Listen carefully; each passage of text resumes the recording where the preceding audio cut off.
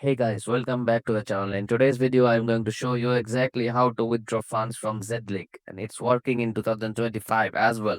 Make sure to stick around till the end to get all the details. Let's jump right in. First, open up the Zlink app on your mobile. Once you're in, click on your profile icon located in the top right corner of the screen. Next, select the settings icon, also in the top right corner. Here, you'll see your total balance and your withdrawal balance. Just a quick tip, your playable balance becomes withdrawable once you have played and own games. Now, click on transactions and you'll see your all transaction history.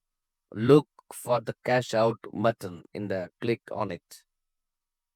It will then ask how much you want to withdraw. For example, let's set the amount USD 5, then hit next. Next up, you'll need to enter your details to complete with withdrawal process.